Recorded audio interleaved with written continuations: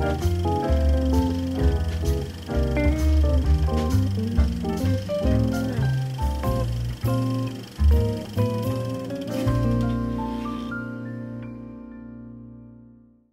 lá, atenção, gravando.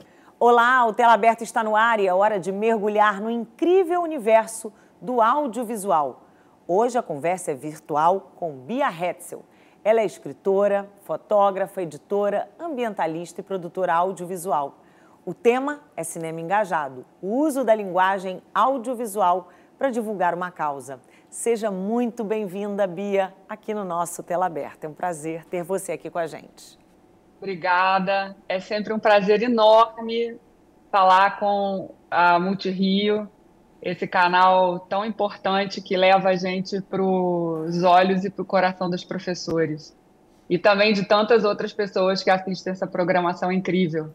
A trajetória profissional de Bia Hetzel se divide entre a colaboração com projetos de pesquisa e conservação marinha, a produção de livros para crianças e jovens, também produzindo, roteirizando e dirigindo obras audiovisuais, como seu trabalho mais recente, Cora e os Corais. Com direção de Levi Luz e Bia Hetzel, roteiro de Flávia Lins e Silva e Camila Queiroz, o curta-metragem de animação Cora e os Corais discute os impactos ambientais sobre o frágil ecossistema dos recifes de coral.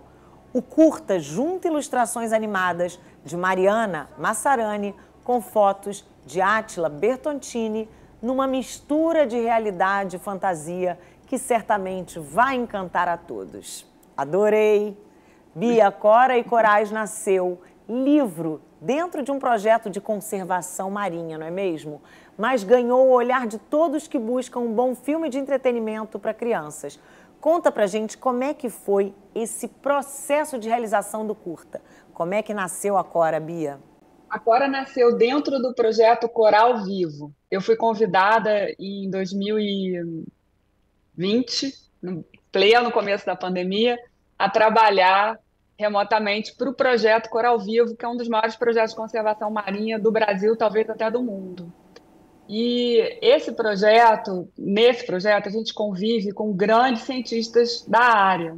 E a minha função, assim, eles me convidaram para justamente liderar a produção de conteúdos criativos que ajudassem a gente a furar a bolha, a chegar e a sensibilizar, a chegar no coração das pessoas, né, com obras ficcionais, com arte.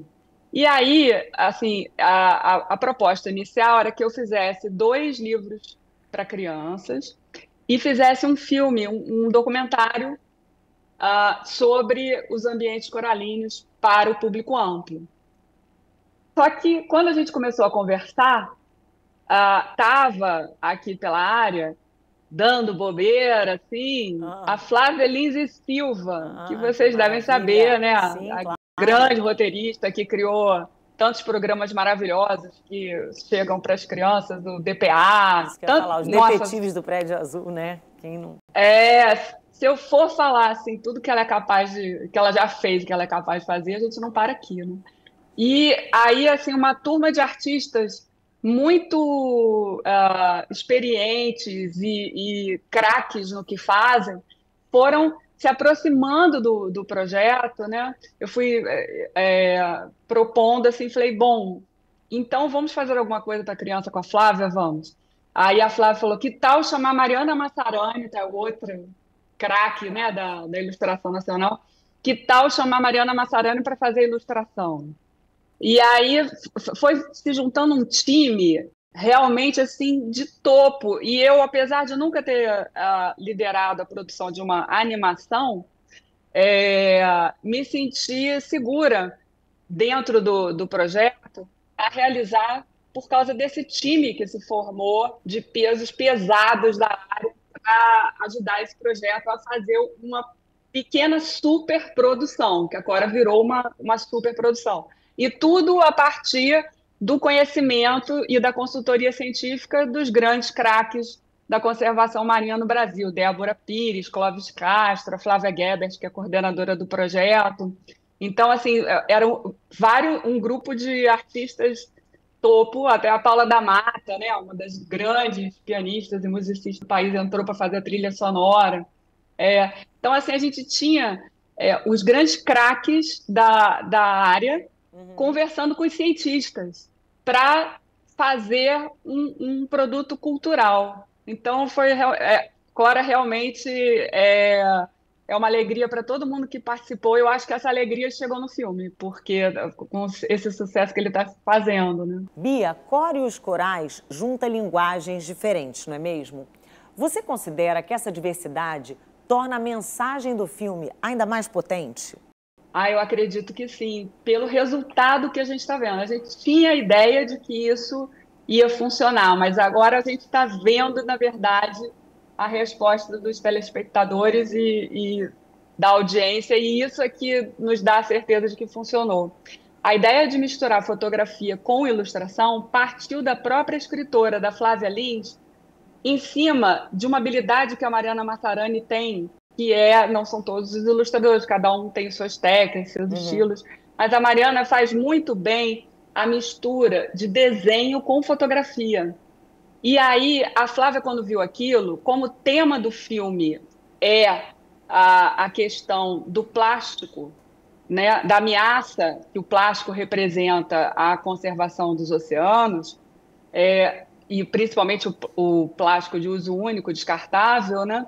A Flávia falou, e se tudo que for plástico, for de verdade na imagem? Isso vai reforçar muito mais a nossa mensagem. E a gente aproveitou isso também para os cenários, todos os cenários, né? Porque os recifes brasileiros, o ambiente submarino brasileiro, ele é diferente do que a gente vê na Austrália, em outros lugares do mundo, que a gente costuma ver muito filme, né?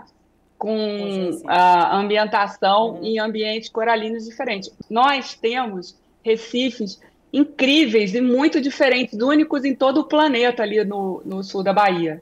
Então, a gente quis usar essas fotografias para representar bem isso e a questão dos objetos também. Então, você tem os personagens, você vai reparar que o baldinho de plástico que a Cora ganha é uma fotografia, a máscara, né, que os personagens usam é uma fotografia.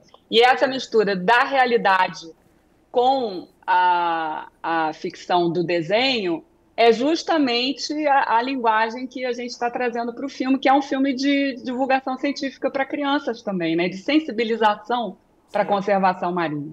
Agora, Bia, quando e como o audiovisual entrou na sua vida? Como espectadora e mais tarde também como produtora, né? Como espectadora foi desde muito criança, imagina. Porque assim, eu com 5 anos de idade, eu já pedi de presente uma câmera fotográfica, fui alfabetizada com 5 anos.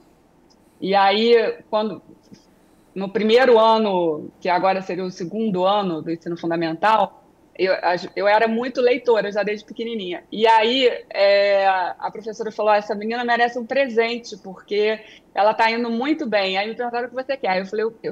Eu queria uma câmera de fotografia para fotografar baleia e golfinho. Eu morava em Ipanema, no Rio de Janeiro, e tinha essa coisa. Mas da onde veio isso? Porque naquela época não tinha pesquisa de baleias e golfinhos aqui no Brasil. E já vinha, né, da influência do audiovisual, dos filmes estrangeiros que eu via. Eu pensava, bom, eu estou numa praia, eu estou no mar. Se tem golfinho em outros lugares do mundo, aqui há de ter também.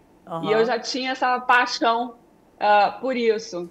Eu sempre quis ser fotógrafa e sempre fui uma grande leitora, filha de uma escritora e tal, o que acaba nos tornando bons contadores de história também, né? Claro, naturalmente. Então, quanto mais repertório, eu sempre digo isso para as pessoas, né? Quanto mais repertório a gente tem, quanto mais a gente conhece, mais filmes a gente assistiu, mais livros a gente leu, melhor vai ser a nossa produção, não é verdade?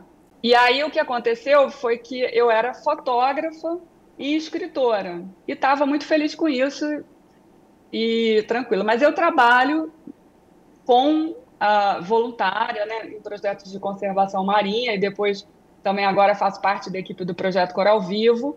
E lá por 2017, assim, eu estava no mar e fotografando.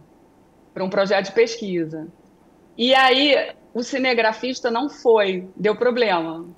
Hoje em dia as câmeras fotográficas filmam e filmam muito bem, vocês sabem disso. E aí toda a equipe olhou para mim, sabe, assim, eu estava na proa do barco, apareceram os bichos, olharam para mim e falaram assim, é contigo. E aí, cinegrafista, na verdade, a base é a fotografia, né? Então foi um processo de aprendizado, e aí depois não tinha ninguém para editar os filmes para aquele projeto que eu estava trabalhando. Então, falei, gente, estão aqui as imagens brutas, quem é que vai editar? Ah, dá aí seu jeito. Aí eu pedi ajuda ao meu sobrinho, um adolescente que na época tinha, sei lá, uns 10, 11 anos. Aí eu pedi ajuda a ele, ele falou, não, pega aí um aplicativo, não sei o quê. Aí me deu dica de como editar um vídeo e eu fui aprendendo com os jovens, né, e a editar e a produzir, fui aprendendo e fui fazendo para esse projeto, né, e edição, como eu sou também editora, né, a edição de um filme, ela tem alguns conceitos, claro, que são diferentes da edição de um livro, mas várias coisas, assim como a fotografia, uma base muito boa. E eu fui aprendendo, e eu tenho a sorte de ter bons amigos na praça que também se juntaram e foram me dando dicas. A gente vai aprendendo no cotidiano, né? Então foi meio que por acaso que eu virei cineasta por acidente. Você vê. Tomei gosto muito rápido pela coisa. Bia, como você acabou de dizer, você joga nas 11, né? Como é que isso contribui para o seu olhar como realizadora? Já tinha algumas pessoas que me pediam, antes de eu virar cinegrafista e editora e produtora, algumas pessoas já me pediam, às vezes, argumento para um filme, né? Já tinha uns projetos. E eu acho que essa multifunção nos permite dar uma riqueza, né? Porque Claro. você dialoga melhor com a equipe na produção.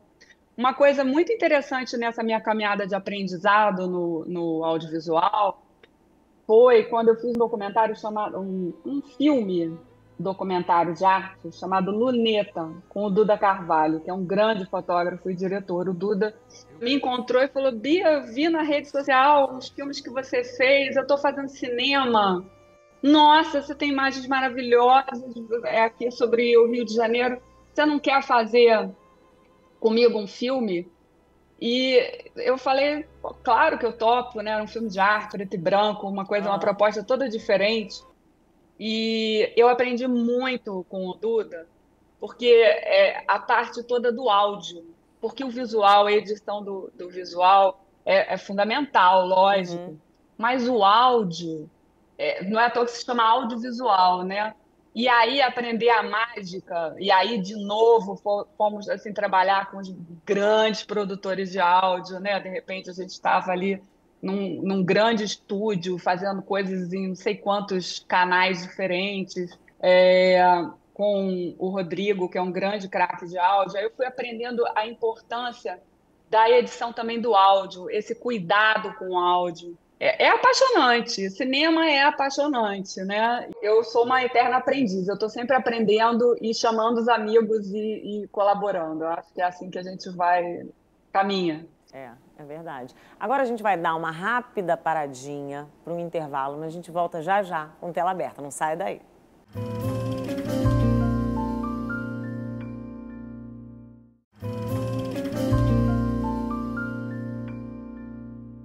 Estamos de volta com tela aberta, hoje conversando com Bia Hetzel sobre a produção audiovisual a serviço de uma causa. Sempre atenta a temas da ecologia e da sustentabilidade, em 1995, Bia Hetzel, junto com Silvia Negreiros, criou a editora Manati. Pela Manati, Bia publicou diversos livros para crianças e jovens, mas seu primeiro livro foi anterior à editora. Rosalina, a pesquisadora de homens. Bia, você acha que a literatura infantil pode ser um dos caminhos para a conscientização a respeito da causa ambiental? Eu tenho certeza disso, né? O Rosalina, esse primeiro livro que eu fiz em 95, foi quem me mostrou. Aquela baleona que ganhou o Brasil, está viva até hoje, né? Virou um clássico. Ano que vem, eu nem acredito, ano que vem Rosalina faz 30 anos. E a baleia que inspirou a história, acho que ainda deve estar viva aí pelos mares do Brasil. Até bem pouco tempo atrás ela estava. E o sucesso desse livro e de tantos outros que eu fiz foi o que mostrou o potencial da literatura infantil para promover transformações socioambientais com rapidez.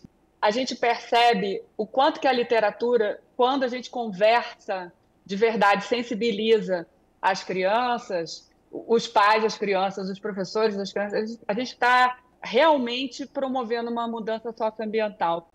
Para engajar, né, a gente tem que, é o que eu digo, a gente tem que ir nos olhos e no coração, assim, essa rede tem que fisgar ali o coração das pessoas, porque aí a gente começa eu brinco que a gente vai nadar na força e proteção do cardume, porque senão eu seria, assim, um cientista se um cientista fica conversando só entre eles mesmos, publicando entre os pares, eles vão descobrindo coisas incríveis e tal, mas a sociedade como um todo não se sensibiliza para o que ele está descobrindo, não aprende com a velocidade que é necessária nesse campo da socioambiental. Então, por isso que na grande nau, que é o projeto Coral Vivo, né, esse gigante da conservação marinha, eles deram essa guinada quando me chamaram a embarcar. Eu fui capturada, eu também fui capturada por essa rede, quando eles deram essa guinada na direção da arte e da literatura para chegar no coração da sociedade. Bia, você disse que nasceu em Ipanema, né, num bairro de praia. É desde essa época que vem sua paixão pela causa ambiental? Pois é, você sabe que as pessoas me perguntam isso, e eu acho que essa causa ambiental, para mim, desde muito pequena, muito criança, eu tive o privilégio de crescer em contato com a natureza muito próximo, tanto aqui em Petrópolis, na mata, né, quanto na praia, no litoral do Rio. E, assim, esse contato com a natureza, muito próximo mesmo, e ao mesmo tempo deslocamento para centros urbanos, família no exterior, então, desde criança fazendo viagem para o exterior também, eu saía, de repente, da praia de Ipanema para metrópole em São Paulo.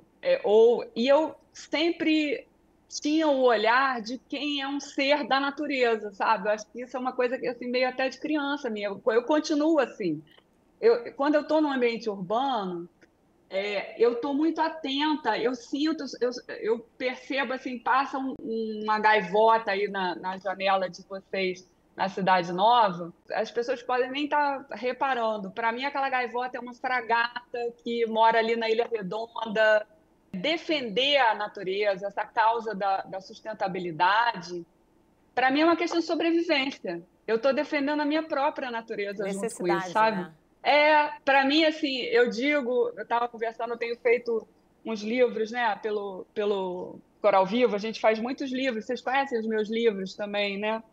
E eu estava conversando, eu tenho trabalhado muito com a Rosiana Murray, essa poeta maravilhosa, né, que a gente tem na literatura infantil brasileira, e a gente estava fazendo esses livros, a gente estava falando assim, a gente não quer só passar informação, que a gente já tem muita informação, né? A gente não quer só passar informação que as florestas precisam ser preservadas, porque o clima do planeta está em risco. A gente quer que, quando a criança assista a Cora e os Corais, por exemplo, que ela tenha empatia por esse ambiente, que ela se sinta parte desse ambiente como a Cora é. A Cora é uma menina indígena, né, ali do sul da Bahia, daquelas aldeias Pataxó que tem ali.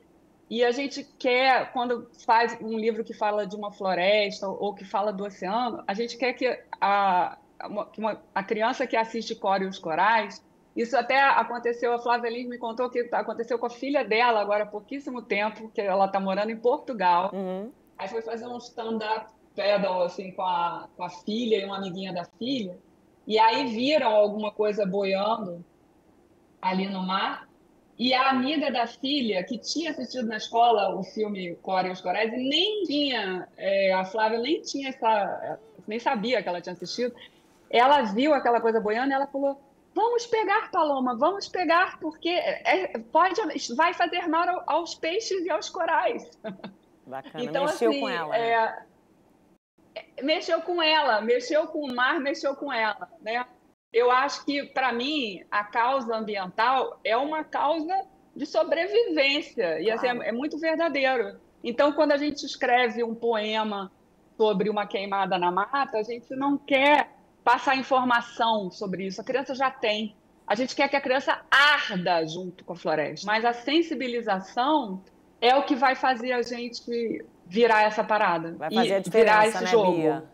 É. Bia, que diálogos ou trocas você enxerga entre a literatura infantil e o audiovisual nos seus trabalhos? Eu acho que a animação, o Cora e os Corais, antes de mais nada, ele é uma história. A gente está contando uma história, né?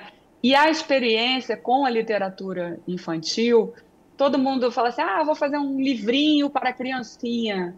Não é bem assim. É muito mais fácil você escrever um livro para um adulto do que você escrever um bom livro para crianças, porque existe técnica, existe todo um conhecimento e um aprendizado que a gente precisa ter para escrever para as crianças. O Bartolomeu Campos de Queiroz costumava dar alguns exemplos.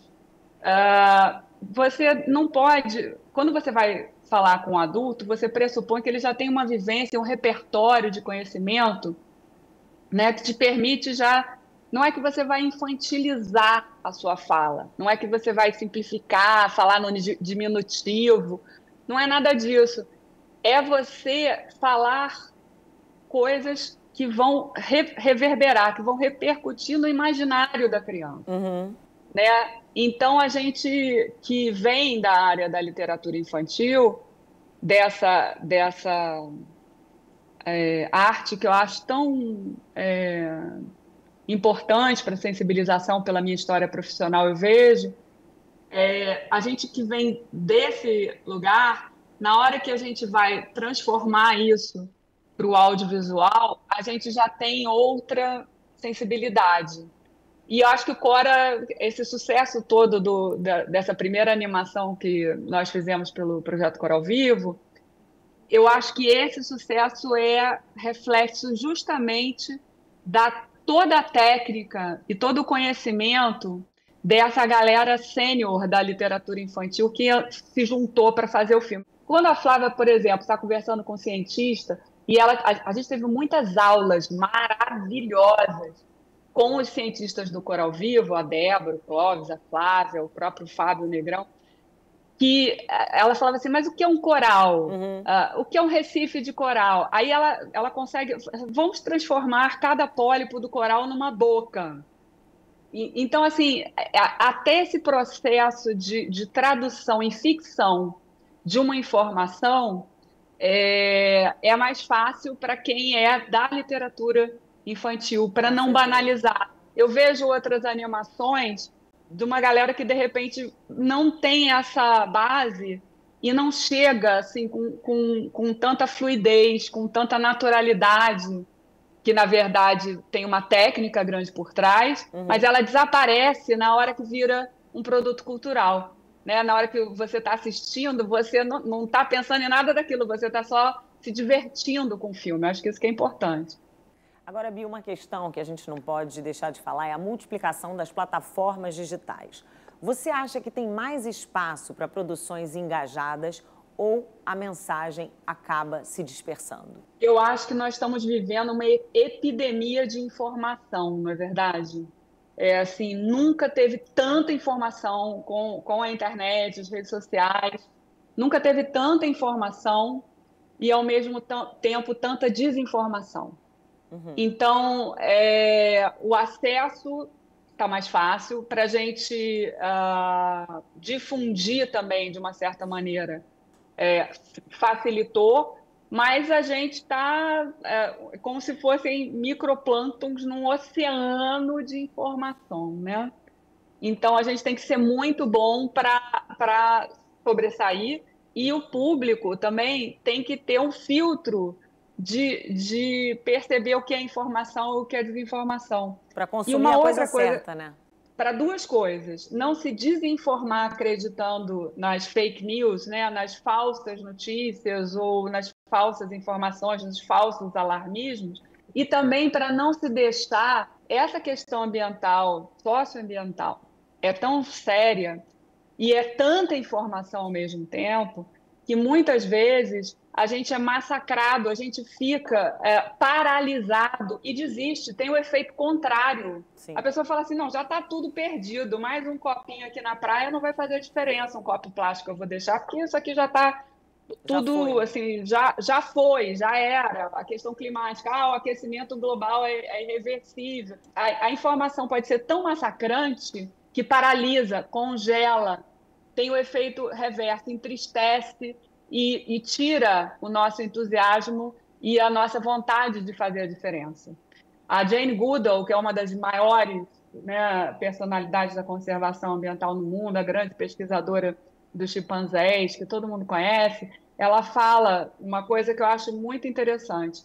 Tem aquele ditado assim: pense globalmente e haja localmente, né? Então, pensa global para poder agir localmente e fazer a diferença. Tem até adesivos sobre isso em várias línguas e vários países. E ela já tem alguns anos que ela vem alertando, falando, gente, tem que ser exatamente o contrário. A gente tem que pensar localmente. Porque se a gente pensar globalmente, se a gente pensar nesse volume de informação, assim, a gente vai se perder, a gente vai se desestimular. E a gente pode fazer a diferença na nossa cidade, no nosso país, tá aqui, na nossa né? casa. Né? A gente, assim, eu não vou... O que eu estou reciclando, o plástico que eu não estou deixando chegar no oceano dentro da minha casa... Se todo mundo pensar localmente, a gente produz uma mudança global. É verdade. E eu acho que isso é genial, isso é muito importante, eu acho que isso que a gente tem que levar para dentro dos projetos de pesquisa, para dentro da educação, para as nossas casas, porque as pessoas falam assim, mas é só mais uma guimba de cigarro. Você sabe que a guimba de cigarro é o plástico, aquele filtro, é uma espuma plástica. E poucas pessoas sabem que o maior volume de plástico nos oceanos é das guimbas de cigarro. Então, às vezes, você tem essa informação, assim, dependendo de como ela chega, você pode, sabe, pensar assim, mais uma não vai fazer diferença. Mas é justo o contrário. É essa uma sua que faz a diferença no total. Né? Então, acho que as redes sociais são instrumentos poderosos, importantes, mas eu acho que a gente tem que usar, como nós fazemos no Coral Vivo, a gente tem que usar, do ponto de vista de produção, a gente tem que usar dessa maneira, pensando localmente para fazer a diferença global. Eu estou falando dos recifes do sul da Bahia, estou falando da Índia Pataxó, eu estou falando, né, do projeto Coral Vivo, mas eu estou fazendo uma diferença para o planeta, quando a menininha que está lá em Portugal, que assistiu esse filme, já sabe que o oceano é um só. Nós estamos na década do oceano da ONU, né? Essa é a hora da gente fazer a diferença. Vamos na fé, vamos na força e proteção dos cardumes. Uma pena que o nosso tempo está acabando, a conversa está boa, mas eu vou ter que ficar por aqui.